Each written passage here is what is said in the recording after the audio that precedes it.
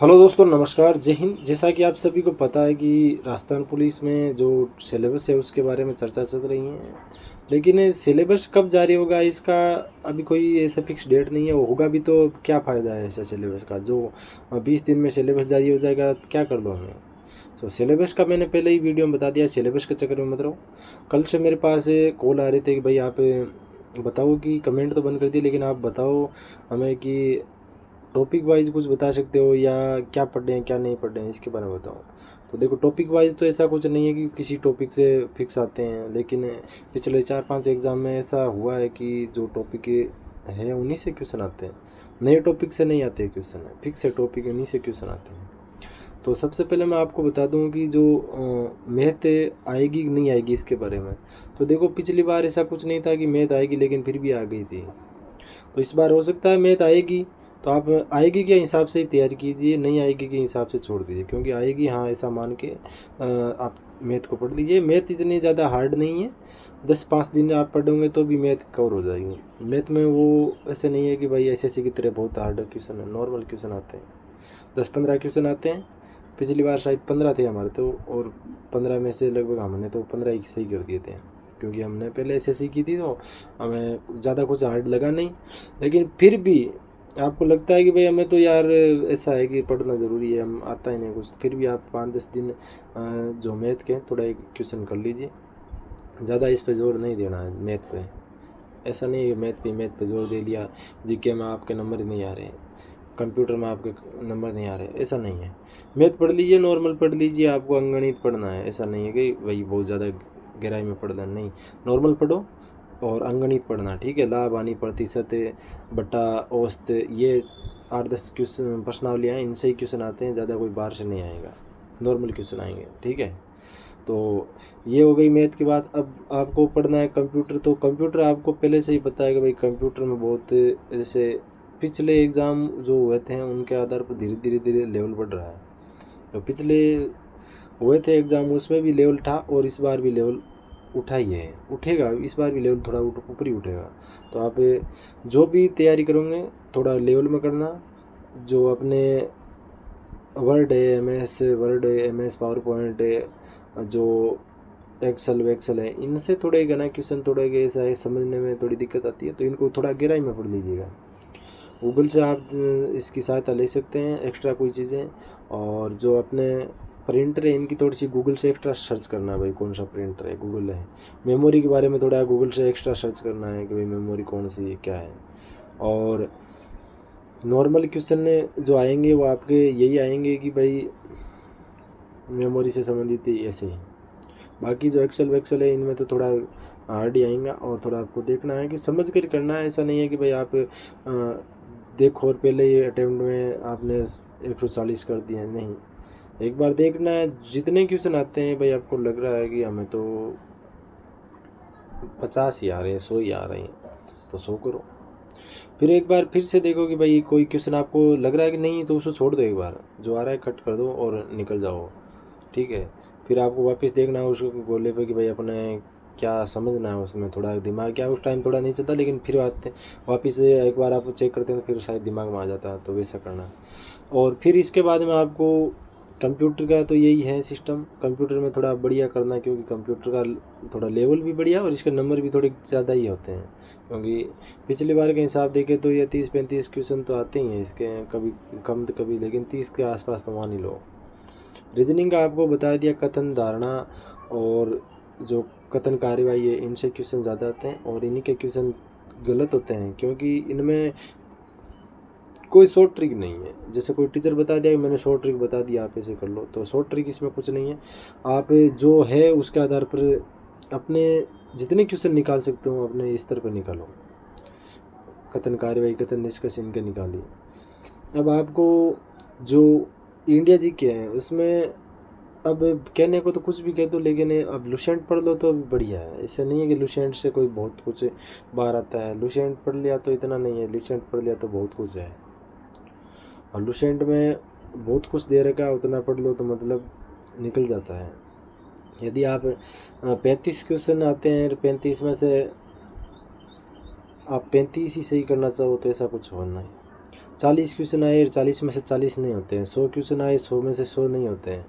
तो कोई भी सब्जेक्ट हो, आप यदि उसमें जो पूरे नंबर डालेंगे क्वेश्चन में, तो उसमें ठीक है भाई, अपना ज़्यादा से ज़्यादा आना चाहिए, पूरे की कोई क्वेश्चन ज़रूरी नहीं है, पूरे आने भी नहीं चाहिए और आते भी नहीं, क्योंकि नहीं आने चाहिए मेरे हिसाब से, क्योंकि सिलेक्शन के लिए पूरे नंबर ज़रूरत ही नहीं है।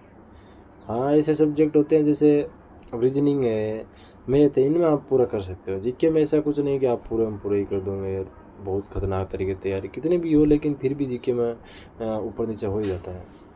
अब बचती है कि भाई आपको राजस्थान जीके में क्या पढ़ना है। राजस्थान जीके में मैंने तो देखो लास्ट दिनों में जो अपने दिशा की बुक आती है वो उसके क्वेश्चन निकाले थे और मेरे नोट्स बनाए थे, वही पढ़े थे।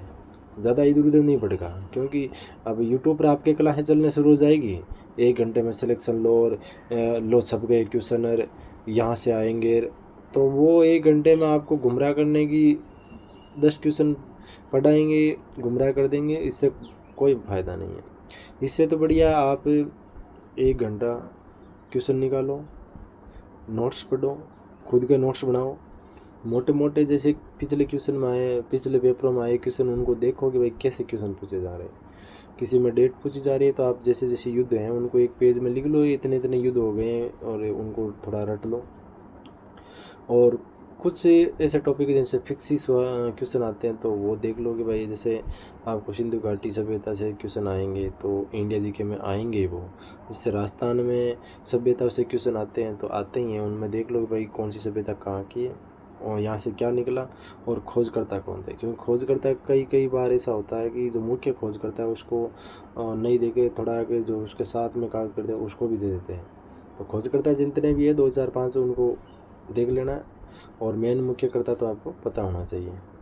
इसके अलावा ज्योग्राफी में देखो तो ज्योग्राफी में आप राजस्थान की ज्योग्राफी में ऊर्जा है, खनिज है और वन है, इनसे थोड़े क्वेश्चन क्या है ठीक आते हैं, तो इनको थोड़ा देख लेना। इकोनॉमिक्स से भी रिलेटेड है और ज्योग्राफी से भी बनते हैं इनके क्वेश्चन। इसके अलावा ज्योग्राफी में आप कृषि वगैरह, ये इकोनॉमिक्स के क्वेश्चन ज़्यादा आएंगे ज्योग्राफी में, तो ये देख लेना। वो मतलब ऐसा नहीं है कि भाई, हाँ नॉर्मल क्वेश्चन भी आएंगे, जैसे अपने बॉर्डर एरिया के कितने ज़िले, पाकिस्तान से कितने सीमा कितनी लगती है, नदी कौन सी लंबी है छोटी है, और इसकी सहायक नदी कौन सी है, ऐसे क्वेश्चन आएंगे। कल्चर में आपको पता ही है, कल्चर में भाई फिक्स है 1 2 तो आपको देवी देवताओं से मिल जाएंगे, मंदिरों से मिल जाएंगे, इसके अलावा दुर्गों से मिल जाएंगे, भाई कौन सा दुर्ग है, इसकी स्थापना कब की, कहाँ कहाँ पर स्थित है, मोटे तौर पर यही पूछा जाता है। यह कई बार ऐसा पूछ लिया कौन सी तोप है कहाँ पर रखी गई है, या कौन सी सबसे लंबी है, तो ये रखा जाता है। कई बार इसकी कहावत पूछ लिया जाता है, वैसे ऐसी कुछ कहावत है जो किस दुर्ग के बारे में, तो वो देख लेना है। और युद्धों के बारे में आपको जैसे हिस्ट्री पढ़ोगे तो युद्ध तो वैसे चलते रहेंगे, हिस्ट्री में जैसे आप पढ़ोगे तो युद्ध साथ में चलते रहेंगे। जैसे अकबर पढ़ा है तो अकबर के साथ मारना पड़ता है, आपके युद्ध भी आपको देखने पड़ेंगे, तो ऐसे हैं, युद्ध तो चलते रहेंगे। अब आपको देखना है कि इंडिया जीके में क्या है। इंडिया जीके में आपको मोटे तौर पर बता दूं कि जो अपने साइंस के क्वेश्चन हैं, देखो कभी कभार ऐसा होता है कि साइंस के 10 क्वेश्चन आते हैं, कभी कभार 2 3 होते हैं, लेकिन पिछली 2 3 वैकेंसियों में 2 या 4 क्वेश्चन ही आ रहे हैं। पिछली बार 2 4 क्वेश्चन थे, नॉर्मल क्वेश्चन थे, इसमें साइंस में तो बिल्कुल ही नॉर्मल आते हैं। तो आप साइंस तो बिल्कुल नॉर्मली ऊपर ऊपर से पढ़ लो, मोटी मोटी कवर हो जाएगी इसमें। इसके अलावा इंडिया हिस्ट्री के बारे में बता दूँ। हिस्ट्री में जैसे शुरुआती दौर में देखें तो सिंधु घाटी सभ्यता, इससे 1 2 क्वेश्चन आएंगे। फिर जैन बौद्ध धर्म से आप लिखा के लो 1 2 क्वेश्चन तो आएंगे। तो जैन या बौद्ध धर्म से आपको एक बार क्लिक करना है। बौद्ध धर्म 3 4 धर्म है, लेकिन इस जैन बौद्ध धर्म से आप कन्फर्म ही मान सकते हैं। इसके अलावा फिर ये जो अशोक है, बिंदिसार है, बिंबुसार है, इनसे 1 2 क्वेश्चन आते हैं, तो इनको एक बार देखना। कौन सा शासक है, कौन सा युद्ध किया था, इसके बाद कौन बना था, या इनको सीक्वेंस में डाल दिया जाता है, मिलान करना होता है, या इनसे संबंधित अभिलेख होता है वो डाल दिया जाता है कि भाई कौन सा किसके शासनकाल में अभिलेख बनवाया गया था। इसके बाद में आपको जो दक्षिण भारत के जो प्रमुख चोल शासक है, पल्लव जो है दक्षिण भारत के 2 4 शासक है, उनको देख लेना। मोटे मोटे जो या तो वहाँ के शासक की स्थापना की थी या फिर वहाँ के जो प्रमुख शासक थे जिन्होंने कुछ किया था, वो देखना है। वहाँ का मंदिर देखना है, कौन से शासक ने बनाए थे और किस धर्म से संबंधित थे या कौन से रिलेटेड थे, कहाँ से रिलेटेड थे, तो ऐसा देखना है। इसके अलावा आपको हिस्ट्री में ज़्यादा कुछ नहीं है, इतना ही है। मुगल हिस्ट्री से कोई 1-2 क्वेश्चन आते तो आते हैं। अब आता है जो अपने आधुनिक भारत से आ जाते हैं क्वेश्चन। आधुनिक भारत से बहुत क्वेश्चन आते हैं, 4-5 क्वेश्चन आ जाते हैं। नेहरू जी से संबंधित आते हैं, गांधी जी से संबंधित है, और जो अपने आंदोलन हुए थे 1857 की क्रांति, उससे एक क्वेश्चन आता ही है। 1857 की क्रांति से आपको कन्फर्म एक क्वेश्चन मिलेगा, तो वो देख लेना। इसके अलावा आपको जो मध्यकालीन भारत में बताया दिया। अब आधुनिक भारत में आपको जो यही है कि जो प्रमुख घटनाएं हुई थी, जैसे चौरी चौरा कांड है, जलियांवाला बाग हत्याकांड है, इनका एक पेज में लिख लीजिएगा सारों का, और उसमें टिक मारती रहिए कि भाई हमने ये इतने इतने देखे हैं, ये सारे अपने दिमाग में निकाल लीजिएगा एक बार। तो ये क्वेश्चन आपको मिलेंगे, 2-3 क्वेश्चन ऐसे। तो घटना में कौन शामिल थे, या घटना में किसको सज़ा मिली थी, किसको नहीं मिली थी, और ऐसा कुछ है। कौन मतलब वहाँ का जैसे अंग्रेज़ अधिकारी था उस टाइम कौन था, ऐसे कुछ आप देख लीजिएगा एक बार। इसके अलावा आप ज्योग्राफी में आपको बता ही दिया, हिस्ट्री में आपको मैंने बता ही दिया। अब आपके कल्चर हैं, तो कल्चर में इंडियन कल्चर में ज़्यादा कुछ नहीं है, आपने जो हिस्ट्री में पढ़ दिया वही कल्चर में आ गया। अब आता है ज्योग्राफी में, थोड़ा और बता दूं तो ज्योग्राफी जैसे दर्रे वगैरह है उनसे आएंगे।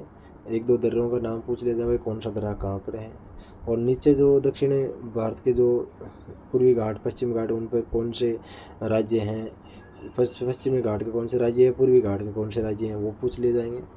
कौन सी चोटी सबसे ऊंची है, पूर्वी घाट की कौन सी है, और पश्चिमी घाट की कौन सी है, और दक्षिण भारत की कौन सी ऊंची चोटी है, उत्तर भारत की कौन सी ऊंची चोटी है। इधर अपने पूर्वी भारत में जो राज्य हैं उनको देख लेना, कौन से राज्य हैं, कौन से देश से किसकी सीमा लगती है और कितनी सीमा लगती है, ये भी देख लेना, और कितने राज्य हैं किस देश के साथ टच में हैं, और उनकी कौन सी चोटियाँ ऊपर हैं, तो मतलब सबसे ऊंची चोटी है। ये है अपने मोटा मोटा तौर पे बता दिया। फिर भी आपको और ज़्यादा कुछ जानना है तो मैंने अपने टेलीग्राम का लिंक दिया, उस पर जाइए, और मेरे व्हाट्सएप पर नंबर भी दिए हैं, आप उससे कांटेक्ट कर सकते हैं। और कल मैं, आज तो छुट्टी पर हूँ, लेकिन कल मैं जैसे ही जाऊँगा तो अपने जो दोस्त हैं उनसे भी आपको एक बार मुलाकात करवा दूँगा कि भाई उन्होंने कैसे क्या क्या टॉपिक बताए हैं। लगभग मैंने जो अपने स्तर पर बताए हैं, वो मैंने जो पढ़े हैं वही है। तो आशा करता हूँ ये वीडियो अच्छा लगा है तो मेरे चैनल को सब्सक्राइब करें और लाइक करें। जय हिंद, जय भारत, धन्यवाद।